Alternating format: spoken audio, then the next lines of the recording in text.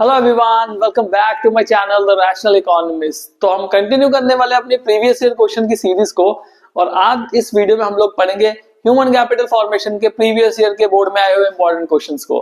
इस चैप्टर को ऑलरेडी मैं मार्गदर्शन सीरीज में कंप्लीट कर चुका हूं, उस वीडियो को जरूर देख लेना ताकि आपको ये क्वेश्चंस जो है बहुत ज्यादा आसान लगे।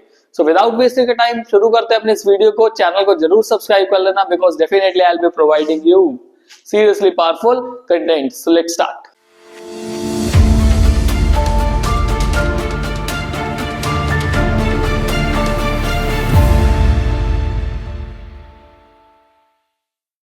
Identify which of the following is not a human development indicator. तो इसमें से कौन सा इंडिकेटर नहीं है?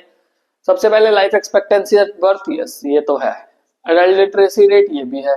मैटरनल मोर्टेलिटी, ये भी है। आंसर हमारा क्या बन जाएगा? Unemployment.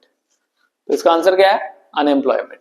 Next question, read the following statements carefully. Human development is based on the idea that education and health are integral to human wellbeing. बिल्कुल सही बात है। ह्यूमन डेवलपमेंट में एक चीज कंसीडर की जाती है कि एजुकेशन और हेल्थ जो है वो इंटेग्रल पार्ट है किसी भी इंसान का। बिल्कुल सही है। अगर कोई पर्सन एजुकेटेड है और हेल्दी भी है तो वो डेफिनेटली डेवलप्ड कंसीडर किया जाता है। नाउ सेकंड स्टेटमेंट देखते हैं, human capital treats humans as a mean to an end. ये भी बात सही है। जो ह्यूमन कैपिटल होती है ना, वो ह्यूमन बीइंग को एक जरिया मान के चलती है। अब जरिया किस तरीके से मान के चलती है? Mean to an end. What is mean? Human capital जो है वो मीन है एक, कहां तक पहुंचने के लिए? ह्यूमन डेवलपमेंट तक पहुंचने के लिए। आपके पास अच्छी एजुकेशन है, आपके पास स्किल है, आपके पास नॉलेज है, ओके आपकी हेल्थ अच्छी है, तो अल्टीमेटली आप over a period of time जब काम करते जाओगे तो ग्रेजुअली देखोगे आप ग्रो कर रहे हो, and eight the end of the day you will be a developed human being. तो दोनों की दोनों स्टेटमेंट्स हमारी सही हैं। हमारा आंसर क्या हो जाएगा? Both statements 1 and 2 are true. The Skill India program launched by Government of India is not an attempt to increase, it's not an attempt to increase। तो देखते हैं, तो ह्यूमन कैपिटल फॉर्मेशन को डेफिनेटली इंक्रीज करना चाहता है, efficient utilisation of input करना चाहता है, जीडीपी ग्रोथ करना चाहता है। Now इनएडिक्वेट spread of vocational education, भाई ये गलत है। नॉट, तभी मैंने बोला गलत है। वो करना चाहते हैं, बल्कि स्किल इंडिया में क्या है कि आपको स्किल, बेसिक स्किल्स हैं वो सिखाई जाए। जैसे मान लो सपोज कोई पर्सन, कोई बच्चा जो है, चलो 11वीं 12वीं पढ़ाई की, उसके बाद से मान लो उसको नहीं इतना ज्यादा पढ़ाई में इंटरेस्ट है, तो डेफिनेटली उसके लिए भी कुछ ना एम्प्लॉयमेंट की अपॉर्चुनिटी होनी चाहिए। उसको इलेक्ट्रीशियन का काम सिखा दो, उसको प्लम्बिंग का काम सिखा दो, इवन कारपेंट्री सिखा दो। तो ये सारी चीजें जो है जो बेसिक लाइफ स्किल्स में आ जाती है, और अल्टीमेटली अगर किसी भी इंसान के पास कोई भी स्किल आ जाता है ना, तो कभी भूखा नहीं मरेगा। तो इस वजह से स्किल इंडिया प्रोग्राम जो था वो लॉन्च हुआ था। तो वोकेशनल एजुकेशन को इवन स्प्रेड करने के लिए कहा गया था। Next question, human capital is not traded in the market, however its services are traded. बिल्कुल सही बात है। अब जैसे एक टीचर है, टीचर का एग्जांपल देते हैं। टीचर की सर्विसेज ट्रेड की जाती है, टीचर को बेच दिया जाता है? नहीं ना। डॉक्टर की सर्विसेज ट्रेड की जाती है, डॉक्टर को थोड़ा ना बेच दिया जाता है। डॉक्टर के पास गए, डॉक्टर को खरीद लाए, भाई डॉक्टर से दवाई खरीद के लेके आएंगे, उसकी सर्विस को ट्रेड किया। क्यों? Because human capital is intangible in nature. बिल्कुल सही बात है। अगर मान लो सपोज मेरे को कोई फोन परचेज करना है, तो फोन क्या होगा? टेंजिबल होगा, मैं पैसे दूंगा और फोन खरीद लूंगा, समझे? और अगर मान लो मेरे को किसी डॉक्टर के पास जाना है, तो मैं डॉक्टर थोड़ा खरीद के ला सकता हूँ, डॉक्टर की सर्विसेज खरीद के ला सकता हूँ। उसने जो सर्विसेज दी वो इंटेंजिबल नेचर की है, इसी वजह से उसको ट्रेड नहीं किया जाता बल्कि उसकी सर्विसेज को ट्रेड किया जाता है। तो रीजन असर्शन को कंप्लीटली जस्टिफाई कर रहा है। हमारा आंसर क्या हो जाएगा? Both assertion and reason are true, and reason is the correct explanation of assertion. Next question, benefits of physical capital accrue only to private entities. सही बात है। whereas human capital provides private as well as social benefits। ये तो ऐसी चीज है, बिना options को देखे भी आप जो है वो कर सकते थे। तो ह्यूमन कैपिटल प्राइवेट तो बेनिफिट प्रोवाइड करता ही करता है, सोशल बेनिफिट भी प्रोवाइड करता है। फॉर एग्जांपल, एक डॉक्टर है, अब डॉक्टर अपना क्लिनिक खोल के बैठा हुआ है, फाइन, तो क्लिनिक से वो पैसा तो कमा ही रहा है, अर्निंग तो वो कर ही रहा है, पर वो ट्रीटमेंट भी तो कर रहे हैं। ट्रीटमेंट करने से किसका बेनिफिट हो रहा है? सोसाइटी का बेनिफिट हो रहा है। लोग क्या हो रहे हैं? हेल्थ फैसिलिटीज उनको मिल रही हैं, लोग हेल्थी हैं।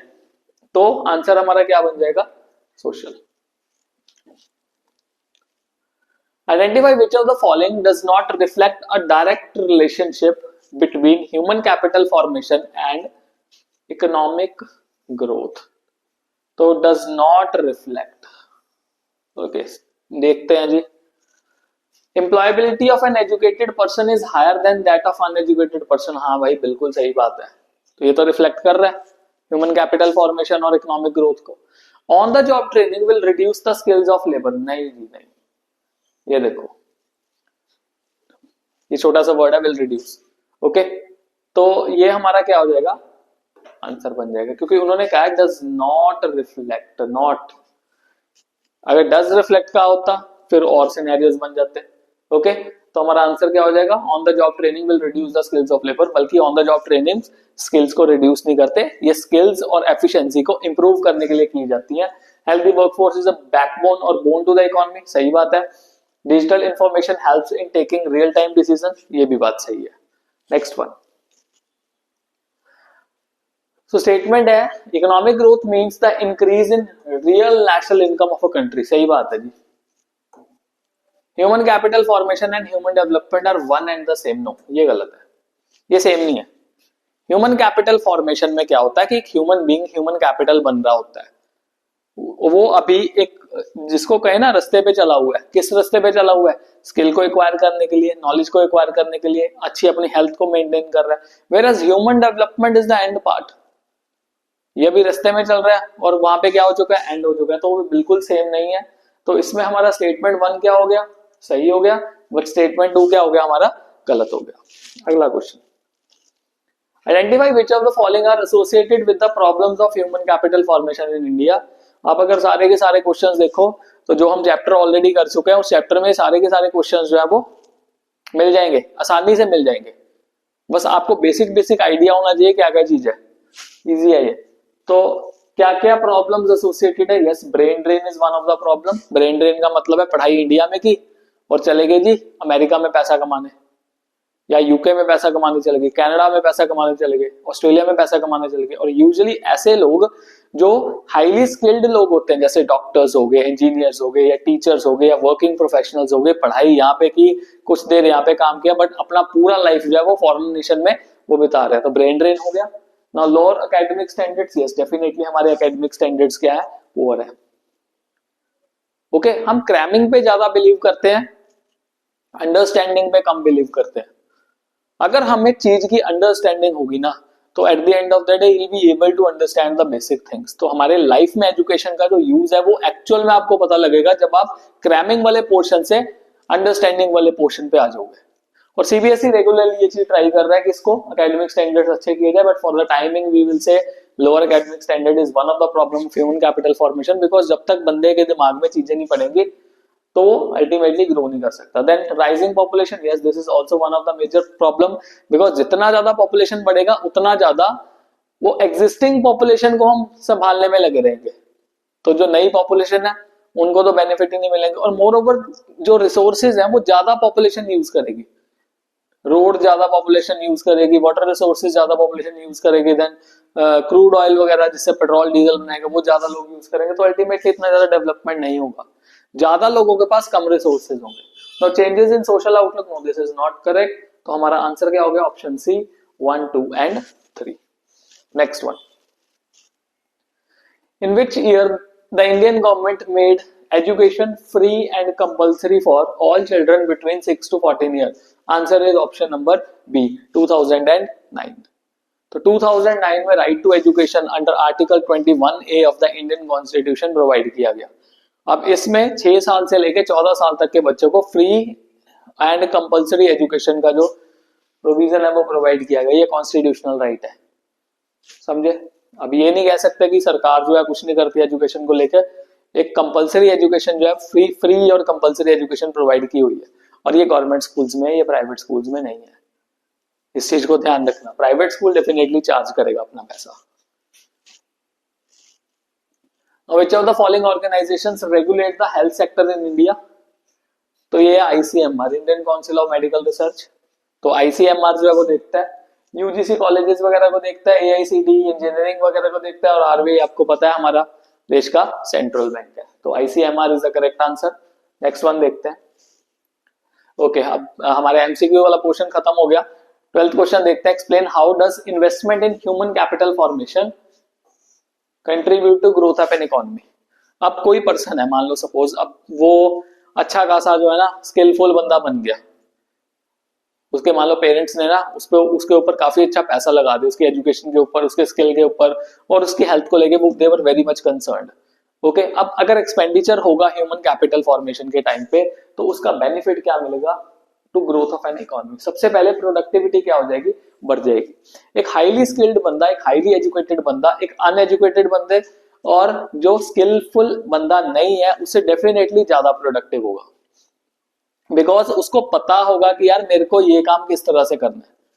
मैं अगर एक कार चलाने वाले से भी देखूं ना, अगर मान लो सपोज एक ऐसा पर्सन जिसने अभी अभी कार सीखना शुरू किया है और एक ऐसा पर्सन जो एक्सपर्ट है कार ड्राइविंग में, तो डेफिनेटली कार को सही तरीके से एक एक्सपर्ट बंदा चलाएगा। उसको पता है कि कार को किस तरह से चलाना है कि मैक्सिमम एवरेज आए, कार को किस तरह से रन करना है कि उससे कार ज्यादा डेप्रिशिएट ना हो। और जो नया नया सीख रहा बंदा होगा वो डेफिनेटली क्या करेगा, फ्यूल को भी ज्यादा कंज्यूम करेगा और कार को ज्यादा डेप्रिशिएट कराएगा इनिशियली। तो that is why it is very important for anyone to learn a kind of skill. अब स्किल कोई भी हो सकता है, स्किल सिर्फ ये नहीं होता कि मेरे को कंप्यूटर चलाना आता है, कंप्यूटर में बहुत कुछ आता है, ये अकेला एक पार्ट का स्किल हो गया। मेरे को टीचिंग आती है, ये एक स्किल आ गया। ओके, किसी पर्सन को स्पोर्ट्स बहुत अच्छा आता है, वो स्किल में आ गया। किसी पर्सन को बाल काटने अच्छे आते हैं, वो भी एक स्किल है। किसी पर्सन को इलेक्ट्रिशियन का काम आता है, वो भी एक स्किल है। तो स्किल का जो हराइजन है ना बहुत ज्यादा बड़ा है। स्किल को सिर्फ हम ये नहीं मान के चलते थोड़ा बहुत काम आना, आपके अराउंड कई सारे ऐसे लोग हैं जो स्किलफुल होंगे और उनकी प्रोडक्टिविटी आप इमेजिन कर सकते हो कितनी ज्यादा, और वो अपने रिसोर्सेज को बहुत सही तरीके से यूज करेंगे। एंड मोर ओवर जब हम ऐसे पर्सन पे इन्वेस्टमेंट करते हैं तो वो फिजिकली फिट होंगे, हेल्दी होंगे ना। ह्यूमन कैपिटल फॉर्मेशन का क्या मतलब है, एजुकेशन पे पैसा लगाना, देन उसकी हेल्थ पे पैसा लगाना और स्किल पे पैसा लगाना। और फिजिकली फिट बंदा ज्यादा अच्छा काम करेगा। इनोवेशन, जब पर्सन फिजिकली फिट होगा, ह्यूमन कैपिटल फॉर्मेशन होगा, तो उसका दिमाग ज्यादा चलेगा, वो कुछ ना कुछ इनोवेटिव आइडियाज जो है ना वो सोचता रहेगा। अब उसकी वजह से नए प्रोडक्ट्स आएंगे, टेक्नोलॉजीज आएंगी, प्रोसेसेस आएंगे, तो काफी सारी नई नई चीजें जो है पता लग जाएंगी। ओके, ये वही लोग हैं जो मतलब नई नई ना इन्वेंशंस करते हैं। अब कई सारी नई नई इन्वेंशंस हुई हैं हिस्टोरिकली देखा जाए तो ह्यूमन कैपिटल फॉर्मेशन वाले प्रोसेस में है। Now improved social wellbeing, ultimately जब ह्यूमन कैपिटल फॉर्मेशन में हम इन्वेस्टमेंट्स करते हैं, लोगों के पास एजुकेशन स्किल वगैरह होते हैं, तो that will lead to increase social wellbeing, equality promote होती है और हाई रेट ऑफ पार्टिसिपेशन होता है। ये कैसे होता है, अब कोई मान लो सपोज पर्सन है जो स्किलफुल है या उसके पास एजुकेशन है, तो कहीं ना कहीं जॉब करेगा या नहीं करेगा।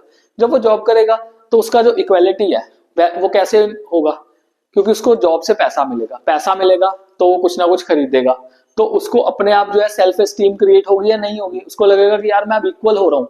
तो उस तरीके से टेक्नोलॉजिकल एडवांसमेंट, आप समझ सकते हो कि जितनी ज्यादा ह्यूमन कैपिटल फॉर्मेशन होगी उतनी ज्यादा टेक्नोलॉजीज में एडवांसमेंट होने के चांसेस है। And moreover higher per capita income will be there, ज्यादा पर्सन जो ह्यूमन कैपिटल फॉर्मेशन वाले होंगे काम में भी पार्टिसिपेट करेंगे और उनका पर कैपिटा इनकम भी क्या होगा, ज्यादा होगा, बिकॉज अल्टीमेटली नेशनल इनकम बढ़ेगा, तो it will lead to higher per capita incomes.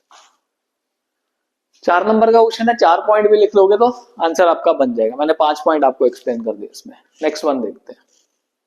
Now, economists believe that India should at least spend 6% of its GDP on education for achieving desired results. Justify the statement with valid reasons. 3 number का question है, ये बिल्कुल सही बात है। 1964 में education commission जब बैठा था, उन्होंने ये बात कही थी कि आपको कम से कम 6% अपनी जीडीपी का एजुकेशन पे स्पेंड करना चाहिए। ओके, पर क्या एक्चुअल में 6% हो रहा है? Answer is no. 4% से 4.5% के अराउंड अभी भी जो है स्पेंडिंग चल रही है। दैट मीन्स जो टारगेट रखा होगा 6% जीडीपी का, 6% ऑफ जीडीपी, उससे अभी भी 1.5-2% जो है हम कम ही स्पेंडिंग कर रहे हैं। अब द क्वेश्चन इज कि इसके स्पेंडिंग करने से हमें क्या क्या डिजायर्ड रिजल्ट्स जो वो मिल सकते हैं। तो पहली बात देखी जाए, अगर हम एक्सपेंडिचर ज्यादा करेंगे एजुकेशन पे तो हमारी जो देश की एजुकेशनल फैसिलिटीज है जो बच्चों को मिलती है वो अच्छी हो जाएंगी। जैसे अब गवर्नमेंट स्कूल्स में हम बात करें, अगर हम एजुकेशन पे अच्छा खासा खर्चा करेंगे तो बच्चों को अच्छे कंप्यूटर्स मिल जाएंगे, बेंच अच्छे मिल जाएंगे, उनको इंफ्रा अच्छा मिल जाएगा और उनकी जो ओवरऑल ग्रोथ एंड डेवलपमेंट है वो ज्यादा हो सकती है। And then it will also enhance quality of education that will be provided to children. Okay, तो ये सारी चीजें भी बेनिफिशियल हो सकती हैं। जितना ज्यादा आप पैसा खर्च करोगे उतना ज्यादा क्वालिटी ऑफ एजुकेशन बच्चों का अच्छा हो सकता है। बिकॉज उससे क्या होगा, जैसे मान लो आपने टीचर्स को ट्रेनिंग दे दी, अब टीचर की ट्रेनिंग हुई तो टीचर की एफिशिएंसी बढ़ेगी। जब टीचर की एफिशिएंसी बढ़ेगी, ऑल दो ट्रेनिंग पे खर्चा हो, but at the end of the day वो अल्टीमेटली बेनिफिट किसको पास ऑन करेंगे, बच्चों को पास ऑन करेंगे। Now the improved literacy in the country will help in improving human capital. Then one thing will also happen, जितना ज्यादा खर्चा होगा उतने ज्यादा लोग एनरोल किए जाएंगे एजुकेशन में। ओके, उतना ज्यादा लोग जब आएंगे एजुकेशन में तो उसका क्या बेनिफिट मिलेगा लोगों को, लिटरेसी रेट जो वो इंक्रीज होगा। अभी हमारे देश का लिटरेसी रेट ऑलमोस्ट 78-79% के अराउंड होगा, ये बहुत कम है। काफी सारे डेवलप्ड कंट्रीज दुनिया में ऐसे हैं जिनका 100% तक लिटरेसी रेट है। तो we have to work on it. तो इससे जो सिटीजन्स है वो अच्छी लाइफ जी सकता है। बिकॉज एजुकेशन जो है ना वो हमारा क्वालिटी ऑफ लाइफ को एनहेंस करता है।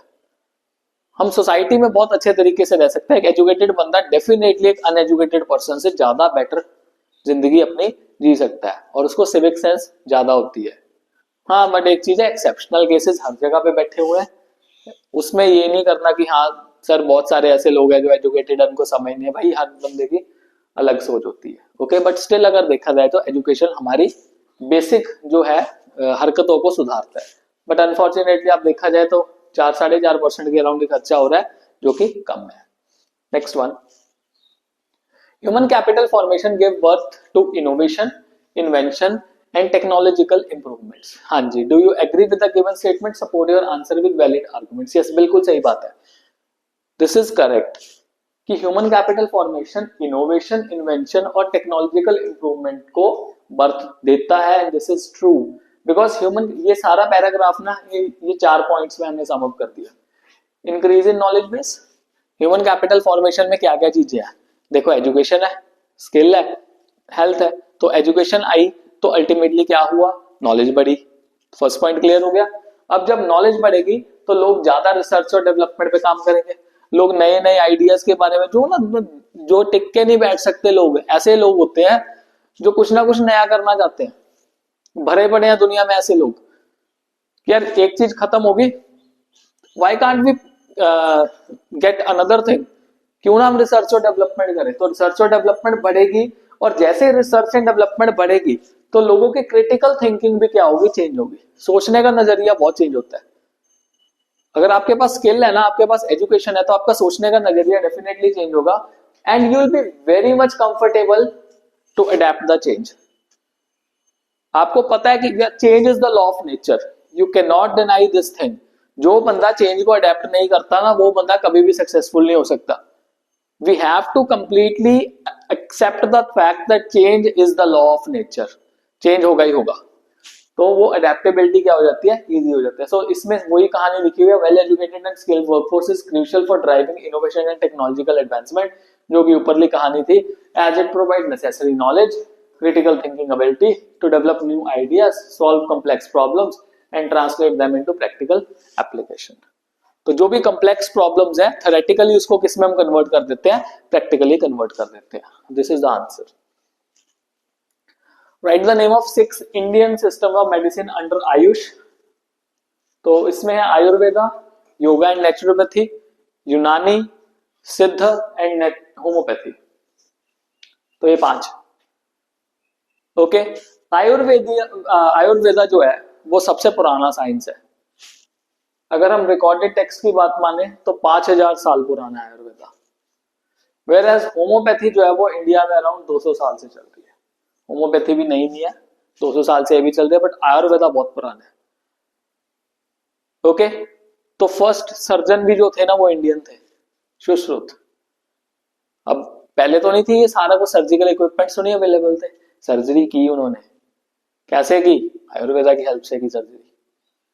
तो ये नहीं है कि हाँ ये जो मॉडर्न तरीके से सर्जरी हुई है तो अभी पॉसिबल हुई है, तो इंडिया में ये सर्जरी हो चुकी थी ऑलरेडी, बहुत साल पहले, कई हजार साल पहले सर्जरी जो थी की जा चुकी थी। Next question, Indian health system needs the increase dose of public expenditure. जब increase dose of public expenditure की बात की, दैट मीन सरकारी खर्चे को बढ़ाना पड़ेगा टू क्योर इटसेल्फ, इसको सही करने के लिए। डिफेंड और refute the given statement with valid argument. आप इस स्टेटमेंट से एग्री करते हो कि सरकार को खर्चा बढ़ाना चाहिए जो सरकारी हमारे अस्पताल है उसकी कंडीशन को सही करने के लिए, या नहीं करते एग्री? तो आपके दिमाग में आंसर आएगा यस, हम बिल्कुल एग्री करते हैं। प्लीज ये मत लिख देना कि नहीं हम एग्री नहीं करते। अरे एजुकेशन और हेल्थ पे तो सरकार जितना मर्जी खर्चा कर ले वो कम है। ओके, की पॉइंट है सरकार को खर्चा बढ़ाना चाहिए इस पे। Okay, Indian health system although अगर देखा जाए इंडिपेंडेंस से लेके अब तक काफी ज्यादा इंप्रूव हुआ है, पर इसका जो इंप्रूवमेंट है स्लो है। अगर हम 1947 से 2024 को कंपेयर करें, 25 आ गया अब तो 2024 तक काफी ज्यादा एडवांसमेंट हुई, but still there is a long way to go. ये लॉन्ग वे हमें कब पता लगा था? जब कोविड-19 में बेड्स नहीं मिल रहे थे पेशेंट्स को, भर भर के पेशेंट्स आ रहे थे, हॉस्पिटल्स पूरे के पूरे क्या हो चुके थे, भर चुके थे, और कईयों को तो बेड्स तक नसीब नहीं हो रहे थे, ऑक्सीजन तक नसीब नहीं हो रहा था, लोग क्या हो रहे थे, मर रहे थे। तो ऑल्दो वी हैव completed और we are on a very good journey, अच्छा काम चल रहा है, बट स्टिल अभी बहुत काम करना बाकी है। नाउ इम्प्रूवमेंट का रेट राइज हो रहा है, बट ये एक्सट्रीमली लो है। दिस इज बिकॉज काफी सारी जो डेवलपिंग कंट्रीज है वो इंडिया से काफी ज्यादा खर्चा जो है वो करती है हेल्थ सेक्टर पे।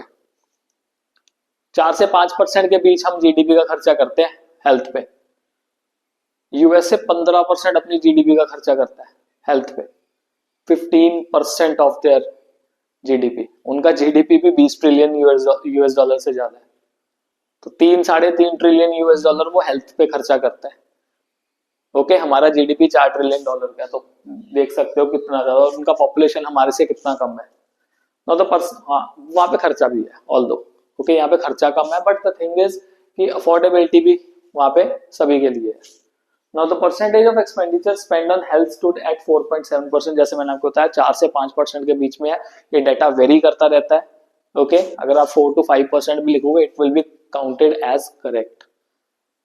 तो ये नहीं है कि पत्थर पे लकीर वाला सिनेरियो कि जितना हमें किताब में दिया है मेरे को वही लिख के आना है। अगर आप अप्रोक्सीमेटली भी उस चीज तक पहुंचते हो you will be getting marks. Now this implies that to cure the state of health care in India a higher proportion of spending is necessary। ज्यादा हमें खर्चा जो है वो करना पड़ेगा। India has failed to implement recommendation of education commissions of 1964 to 1966। क्या recommendation दिया था इन्होंने कि अपनी जीडीपी का इंडिया को 6% तक जो खर्चा है वो किसके लिए करना चाहिए? एजुकेशन पे करना चाहिए। ओके, तो this statement is appropriate. Over the years, India has not been able to raise educational spenders to desired level. Education commission ने कहा था कि एटलीस्ट 6% जीडीपी का खर्च करना है, बट हम अभी के अराउंड ऑलमोस्ट 4.5% के अराउंड जो है वो खर्चा कर रहे हैं। ओके, नाउ करंटली हम वही 4.1% से 4.5% के अराउंड जो खर्चा कर रहे हैं। अब इससे इतना ज्यादा बेनिफिट नहीं होने वाला। बहुत जनसंख्या है हमारे पास, बहुत सारे बच्चे हैं जो कई तो एनरोल ही नहीं होते स्कूल्स में, अब उनको भी तो एनरोल कराना है। At the end of the day we have to see यार किस तरह से हमने क्या करना है, अपने देश का डेवलपमेंट करना है। और education is one thing, education can bring a lot of change, simple. Okay, next question देखते हैं। Question 18, doctor Khurana a dentist ran his clinic in an economically backward area। तो मतलब कोई पुराने बैकवर्ड एरिया में जो डॉक्टर खुराना है वो अपना ऑफिस डेंटल क्लिनिक जो चला रहा है। He was earning comparatively low income, so he decided to move to a city and spend a huge amount for the same। Identify and explain the type of expenditure is incurred by Dr. Khurana which directly contributed to the process of human capital formation। ये खर्चा कर रहा है migration पे, cost of migration. Okay, अब पहले क्या हो रहा था, यहाँ पे पहले देख लो, investment in migration cost. Migration का मतलब क्या होता है? माइग्रेशन का मतलब होता है एक जगह से दूसरी जगह पे मूव करना। दो तरह की माइग्रेशन होती है, एक होती है इंटरनल और एक होती है एक्सटर्नल। इंटरनल में क्या होता है, हम अपने ही देश में माइग्रेट करते हैं, एक सिटी से दूसरी सिटी में चले गए या एक स्टेट से दूसरी स्टेट में चले गए, तो ये इंटरनल माइग्रेशन। एक्सटर्नल माइग्रेशन का क्या मतलब होता है, आप इंडिया से किसी और कंट्री में चले गए, मान लो इंडिया से यूएई में चले गए, यूएस से चले गए, न्यूजीलैंड चले गए, या फिर रशिया चले गए, अलग अलग कंट्रीज में। तो ऐसा क्यों किया जाता है, बिकॉज जिस सिटी में हम या जिस कंट्री में हम जाते हैं तो हमें लगता है कि वहां पे हमारी जो पोटेंशियल इनकम है वो क्या हो सकती है, बढ़ सकती है। Now he is essentially investing in his ability to earn more. Okay, तो वो बेटर अपॉर्चुनिटीज के लिए क्या करना चाहता है, दूसरी सिटी में मूव करना चाहता है। समझे इस चीज को, कोई भी पर्सन वैसे ही नहीं माइग्रेट होता। अब काफी सारे लोग जो है वो मूव करते हैं क्योंकि यूपी और बिहार में बहुत ही सरप्लस लेबर है, वो वहां से मूव करके कहाँ पे आते हैं, महाराष्ट्र आ जाते हैं, गुजरात जाते हैं, इवन पंजाब में आते हैं, और यहाँ पे बहुत ज्यादा एक्सेल करते हैं, काफी पैसा कमाते हैं। ऑल्दो उनको आने के लिए खर्चा लगता है, बट यहाँ पे आने के बाद उनके जो बेनिफिट्स हैं वो उनको ज्यादा मिलते हैं। So when doctor Khurana spends money to relocate a city, he is essentially investing in his future earning capacity. नया एक्सेस मिलेगा मार्केट का by gaining access to a larger market with higher demand of dental service. क्योंकि अगर छोटे से area में dentist का काम कर रहा है तो डेफिनेटली वहां पे कम काम मिलेगा, और जैसे ही वो बड़े एरिया में गया तो वहां पे पॉपुलेशन ज्यादा तो डेफिनेटली डेंटल प्रॉब्लम्स भी लोगों को ज्यादा ही होंगी। Distinguish between physical capital and human capital, 3 number का क्वेश्चन है। मैंने 1 2 3 4 5 6 7 पॉइंट दे दिए, 3 भी लिख दोगे नंबर मिल जाएंगे पूरे, पर हमें कुछ ना कुछ याद तो रखना ही है। Meaning, it is produced mean of production. आपके पास कोई मशीन पड़ी हुई है तो वो एक फिजिकल कैपिटल है, that is produced mean of production. जैसे मेरे पास ये बोर्ड है तो ये बोर्ड मेरे लिए क्या है, ये मेरे लिए फिजिकल कैपिटल है। ओके, whereas ह्यूमन कैपिटल क्या है, it refers to skill and expertise acquired by man. कोई स्किल और एक्सपर्टीज जब किसी पर्सन के पास होती है उसको ह्यूमन कैपिटल कहते हैं। अब मेरे एग्जांपल चला है तो मेरे पास जो टीचिंग की स्किल है वो स्किल, और जो सब्जेक्ट की एक्सपर्टीज है that is my skill and expertise, तो मैं क्या बन गया, human capital. Now process of formation, investment decisions कैसे किए जाते हैं कि यार इससे रिटर्न मिलेगा या नहीं मिलेगा। अगर मेरे को लगता है कि यार इससे रिटर्न के पोटेंशियल बढ़ सकते तो डेफिनेटली मैं उस चीज में इन्वेस्ट करूंगा। वेयरएज ह्यूमन कैपिटल के केस में इन्वेस्टमेंट डिसीजंस रिटर्न को देख के नहीं किए जाते। अब आपके पेरेंट्स आपको पढ़ा रहे हैं, कई बच्चे बहुत अच्छा पढ़ रहे हैं और कई बच्चे बिल्कुल नहीं पढ़ रहे, बट स्टिल फिर भी पेरेंट्स पढ़ा रहे हैं, नहीं पढ़ा रहे, उनको रिटर्न तो नहीं दिख रही, उनको तो ये यार बच्चे का फ्यूचर ब्राइट हो जाए, और आपको डेफिनेटली उनके लिए काम करना है।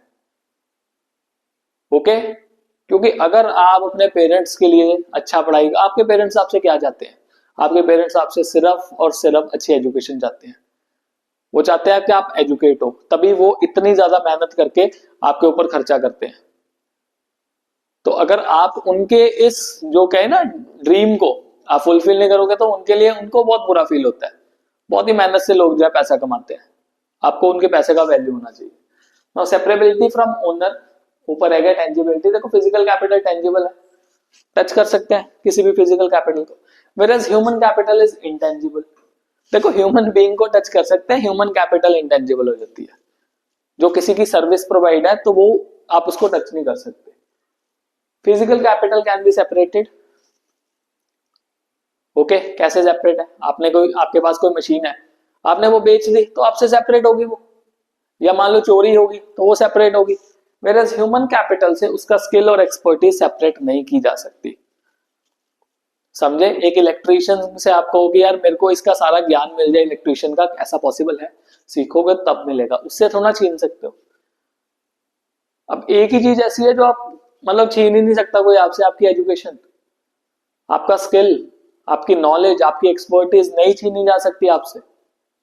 इसीलिए कहा जाता है इन चीजों पे बहुत ज्यादा कंसिस्टेंटली वर्क करना चाहिए। मोबिलिटी, यस, अगर मान लो कोई क्रॉस बॉर्डर मूवमेंट रिस्ट्रिक्शन लगी हुई है तो इनकी मोबिलिटी पे बैरियर लग सकता है।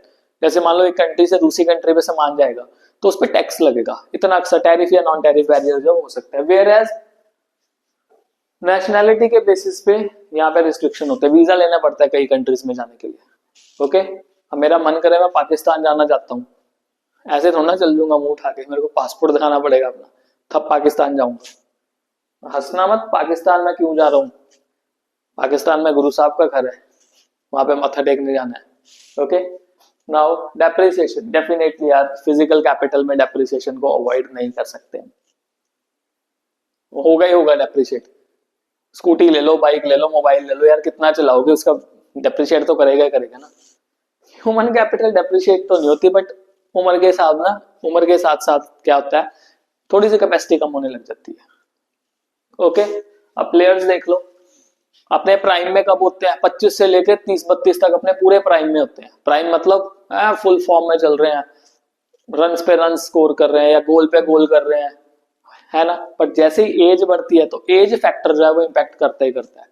Okay, benefits created, physical capital का सिर्फ खुद को बेनिफिट है, मेरा ह्यूमन कैपिटल का खुद को तो बेनिफिट है ही है, साथ में सोसाइटी को भी बेनिफिट है। Now active government intervention is essential in education and health. Yes, सही है। एक्टिव गवर्नमेंट इंटरवेंशन मतलब सरकार को एजुकेशन और हेल्थ फैसिलिटीज पे अपना इंटरवेंशन करना चाहिए। कैसे? एक्सेस, देखो अगर मान लो सपोज प्राइवेट इंस्टीट्यूशन पे सारा काम छोड़ दिया जाए, तो प्राइवेट इंस्टीट्यूशन तो यार बहुत पैसा लेते हैं, चाहे वो एजुकेशन के फील्ड में ले लो चाहे हेल्थ के फील्ड में ले लो, उन्होंने तो नोट कमाना ही कमाना है। और ऐसा तो है नहीं कि यार सभी बंदों के पास पैसा भर भर के पड़ा हुआ है, नहीं, ये तो है नहीं सभी जो है वो अंबानी अडानी टाइप पैसा लेके बैठे हुए अपने पास, या टाटा टाइप पैसा लेके बैठे हैं। यार कुछ बंदे ऐसे भी होंगे जो हैंड टू माउथ चल रहे हैं, कुछ ऐसे होंगे जो कि यार उनको 2 टाइम की रोटी भी मिलती होगी या नहीं मिलती होगी, बहुत सारे लोग हैं। वी आर इवन ब्लेस्ड कि हमारे पास इतनी फैसिलिटीज तो है कि हम अपने लाइफ को अच्छे से सरवाइव कर रहे हैं। ओके, शुक्राना, रब दा शुक्राना। सो एक्सेस का मतलब क्या है कि अगर मान लो सरकार काम करेगी एजुकेशन और हेल्थ पे, तो majority section of the society को क्या मिल जाएगा, उसका एक्सेस मिल जाएगा, चाहे एजुकेशन है चाहे हेल्थ है। क्वालिटी, सरकार अगर पैसा लगाएगी तो डेफिनेटली जो हेल्थ केयर और एजुकेशन की फैसिलिटी है वो इंप्रूव हो सकती है, अगर सरकार अच्छे से खर्चा कर दे। सोशल बेनिफिट मिल सकते हैं, सोशल बेनिफिट कैसे मिल सकते हैं, इनइक्वालिटी क्या होगी, खत्म होगी, सोशल मोबिलिटी शुरू होगी, क्योंकि eight the end of the day जब लोगों को एजुकेशन और हेल्थ फैसिलिटीज मिलती है ना, तो लोग अवेयर हो जाते हैं, एजुकेशन से लोग अवेयर होंगे, हेल्थ से लोग प्रोडक्टिव होंगे, तो सोशल बेनिफिट्स मिलेंगे। और weaker section of the society का अपलिफ्टमेंट होगा, जो गरीब लोग हैं, गरीब तबका लोग हैं, ओके, उनका बहुत ज्यादा अपलिफ्टमेंट होगा। जो यहाँ पे डिफरेंसेस कास्ट बेस्ड या रिलीजन बेस्ड चल रहे हैं, वो डिफरेंसेस कम से कम हो सकते हैं। पर सोशल मीडिया ने यार बहुत बुरा हाल किया हुआ है, चलो इस पे कभी और बात करेंगे। Now, expenditure on the job training is an important mean of human capital formation in an economy. Now, give valid reason to justify the statement. Yes, बिल्कुल सही बात है। On the job training का मतलब है जॉब करते time पे आपको ट्रेनिंग मिलना। ओके, अब इससे क्या होता है, इससे देखो एफिशिएंसी, प्रोडक्टिविटी, इनोवेटिव स्किल्स बहुत ज्यादा बढ़ते हैं, तो हमारी output, innovation, overall economic growth होती है अगर हम ऑन द जॉब ट्रेनिंग जो प्रोवाइड करते हैं। और ये ऑन द जॉब ट्रेनिंग होते हैं ना, वो स्पेसिफिक होते हैं। स्पेसिफिक मतलब जिस फील्ड से जो पर्सन रिलेट करता है उसको उसी तरह की नॉलेज जो है वो प्रोवाइड की जाती है, ताकि उसकी जो करंट एबिलिटीज है उसमें इंक्रीमेंट किया जा सके। अब करंटली यार हर बंदे के पास कोई ना कोई एबिलिटी होती है, ट्रेड टेस्ट, बिजनेस स्टडी में पढ़ा था हमने कि करंटली एबिलिटीज कितनी है, पर उसके बाद एप्टीट्यूड टेस्ट भी होता है ना, उसमें क्या करते थे, उसमें ये देखते थे कि यार ये और कितना स्किल्स सीख सकता है। तो ऑन द जॉब ट्रेनिंग से स्किल्स जो है वो सिखाई जा सकते हैं, बिकॉज जितना ज्यादा ट्रेनिंग दिया जाएगा उसका उतना ज्यादा पॉजिटिव रिटर्न जो है वो सोसाइटी में देखने को मिलेगा। Now it leads to adaptability to the changing needs, क्योंकि change is the law of nature, change होता रहेगा तो हम अडेप्ट करते रहेंगे। नॉलेज ट्रांसफर, यस, कोई पर्सन ट्रेनर आया हमें ट्रेनिंग देने के लिए तो वो अपनी नॉलेज ट्रांसफर करेगा, कुछ आइडियाज हम उसको देंगे, और ये कॉस्ट को कम करता है, बिकॉज एक ट्रेंड पर्सन जो है वो एफिशिएंटली काम करेगा, उसको बार बार गाइड करने की जरूरत नहीं होगी, टाइम भी बचेगा, पैसा भी बचेगा। यू नो टीचर्स के केस में भी ना सीबीएसई ने 50 घंटे का ट्रेनिंग प्रोग्राम कंपलसरी कर दिया कि हर साल 50 घंटे टीचर जो है वो ट्रेनिंग करेंगे, कंपलसरी ट्रेनिंग है। और ऑनेस्टली इन ट्रेनिंग से बेनिफिट मिलता है, काफी सारी नई चीजें, काफी सारे नए आइडियाज जो है वो हमें मिलते हैं उससे, तो ये बेनिफिशियल हो जाती है चीज। Next question, distinguish between human capital and human development. तो देखो ह्यूमन कैपिटल का मतलब क्या है, इट कंसिस्ट और consider education and health as a mean to increase labour productivity. Now human capital treat human being as a mean, mean मतलब एक जरिया है कहां तक पहुंचने का, एंड तक पहुंचने का, और वो एंड क्या है, ह्यूमन डेवलपमेंट है। बिकॉज एजुकेशन और हेल्थ से क्या होगा, किसी भी इंसान की प्रोडक्टिविटी क्या होगी, बाय इन लार्ज इंक्रीज होगी ही होगी। Whereas human development is based on the idea that education and health are integral to human being. यार किसी भी ह्यूमन बीइंग के लिए एजुकेशन और हेल्थ जो है वो उतना ही जरूरी है जितना खाना खाना जरूरी है या पानी पीना जरूरी है। ओके, एजुकेटेड बंदे की लाइफ में कुछ ना कुछ पर्पस होता है, स्किलफुल बंदे की लाइफ में कुछ ना कुछ पर्पस होता है। किसी के पास स्किल है ना, उसको पता है यार मेरे लाइफ का पर्पस क्या है, मेरे को काम करना है, तभी पैसा मिलेगा, तभी रोटी आएगी मेरे टेबल पे। तो human development treats human being as an end. तो ये मीन है, मीन मतलब जरिया, और एंड क्या है, ह्यूमन डेवलपमेंट। अब एजुकेशन स्किल होगी, कोई भी बंदा है, खुद सोचो, पढ़ाई लिखाई की, उसके बाद क्या, काम काम करना है। क्यों करना है भाई? अच्छा लाइफस्टाइल हो, अच्छा लिविंग हो, खाने पीने को अच्छा मिलता रहे, सोसाइटी में स्टीम हो, यही सब कुछ चाहोगे ना। ये कब होगा? जब डेवलप्ड होगे। स्टार्टिंग में धक्के हैं बट उसका रिजल्ट भी तो अच्छा है। ओके, अब सोशल मीडिया एक्सपर्ट्स की बात सुन के मत ये कहना कि यार एजुकेशन इंपॉर्टेंट नहीं है। सिंपल बता रहा हूं, वो कुछ भी पागलों की तरह बोलते रहते हैं यार 100 में एक का तीर तुक्का चल गया डॉली चाय वाले के जैसे का, पर सभी का नहीं होता। अगर एजुकेशन इतना इंपॉर्टेंट ना होता तो एलन मस्क के पास फिजिक्स और इकोनॉमिक्स में डिग्रियां नहीं होती। बंदा कितना शार्प है, समझे। Next one, explain the role of education in the economic development of the nation. हाँ जी, एजुकेशन का क्या रोल है? ह्यूमन कैपिटल डेवलपमेंट, बंदे का डेवलपमेंट, प्रोडक्टिविटी बढ़ती है, मतलब हमारा टाइम जो है डेफिनेटली कम होता है किसी काम को करने के लिए। हम इनोवेशन और एंटरप्रेन्योरशिप, नए आइडियाज नए विचार दिमाग में आते हैं यार। एंटरप्रेन्योरशिप का मतलब ये है कि नए बिजनेस आइडियाज को क्रिएट करना। हायर इनकम लेवल, पढ़ाई लिखाई करोगे तो डेफिनेटली हायर इनकम लेवल बनेंगे ही बनेंगे। Social mobility, okay, social mobility भी जो है आप सोसाइटी में क्या कर सकते हो, इधर उधर मूव कर सकते हो, आपका सोसाइटी में नाम बनेगा। इम्प्रूव्ड गवर्नेंस, गवर्नेंस का मतलब क्या है कि हाँ रूल्स जो है, जो रूल मेकर है और जो रूल फॉलो करने वाले हैं वो दोनों अच्छे होंगे।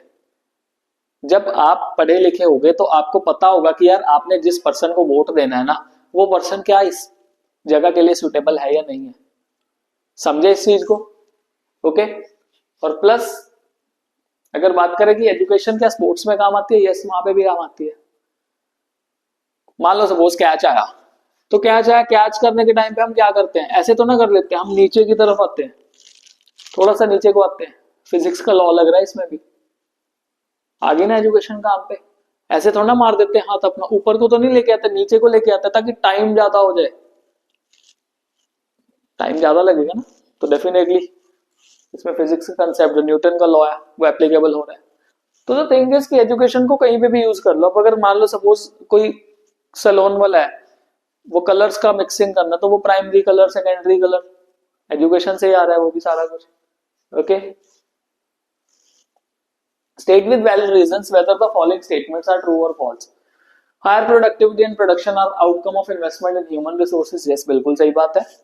जितना आप इन्वेस्टमेंट करोगे ह्यूमन रिसोर्सेज पे, उतना ज्यादा आपका जो स्किल है वो इंक्रीज होगा और आप प्रोडक्टिव बनोगे और आउटपुट बढ़ जाएगा।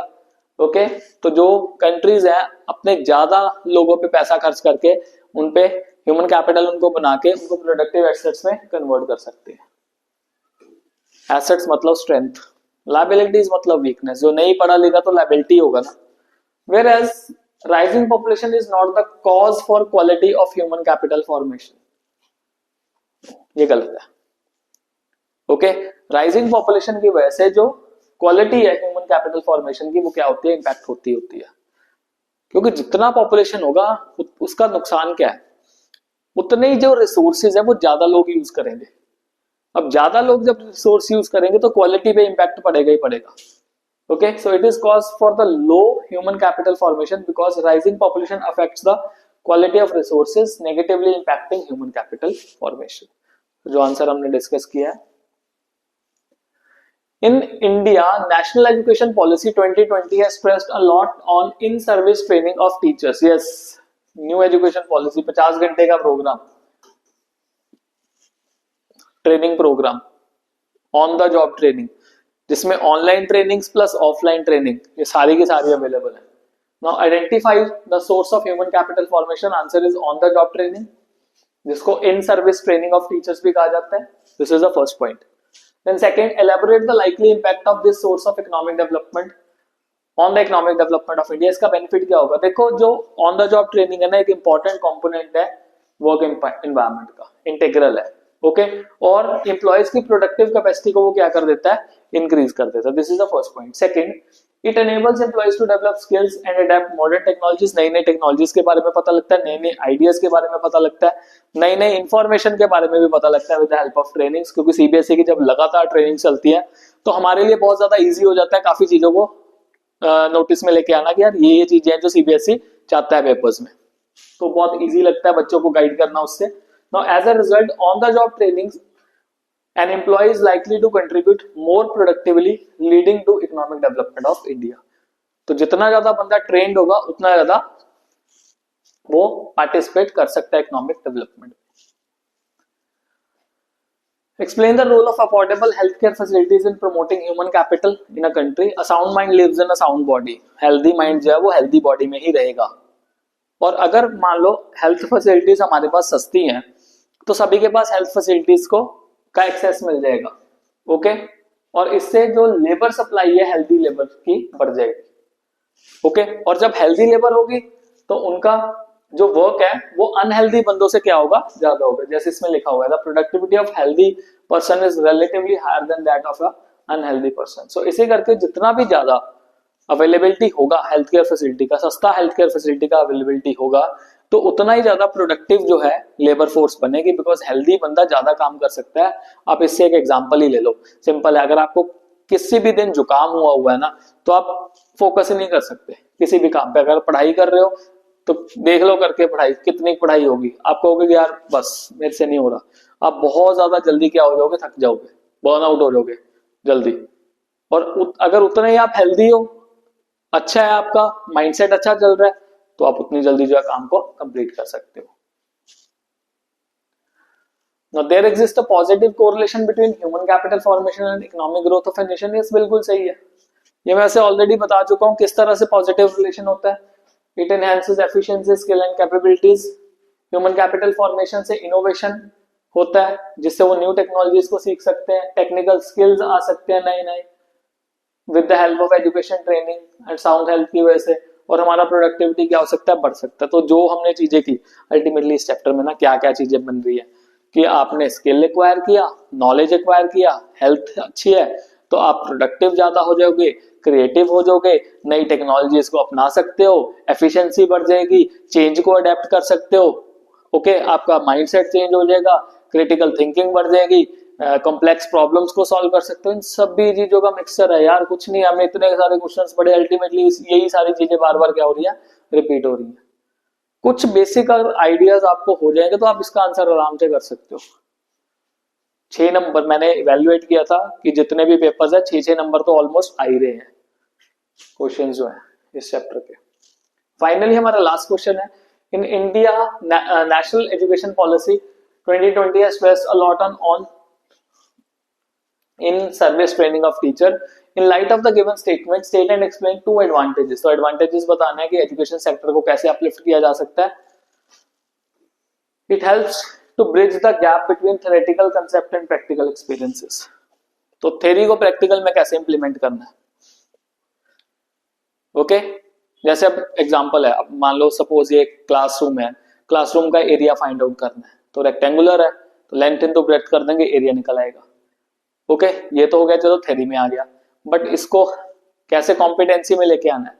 इसमें टाइल लगानी है इस एरिया में. ओके, 2 बाय 2 की टाइल है तो कितनी टाइल्स लगेंगी एरिया के हिसाब से बता सकते हो. This is how you have to implement your theoretical knowledge into practical one. इस तरह से इतना एरिया है, कितनी ब्रिक लग सकती है कंस्ट्रक्शन में, आइडिया आ सकता है, नहीं आ सकता. Then it enhances the professional skills of teachers. कैसे प्रोफेशनल स्किल्स एनहांस होता है? उनको करंट चीजों के बारे में अपडेशन जो है वो होती रहती है. विद दिस क्वेश्चंस खत्म हो गए इस चैप्टर के. 2020 से लेके 2024 तक के क्वेश्चंस थे. जितने क्वेश्चंस थे मैंने कर दिए यहाँ पे. होपफुली आपको चैप्टर आसान लगा हो. तो तब तक अगली वीडियो का वेट करना. Prepare well and stay blessed all.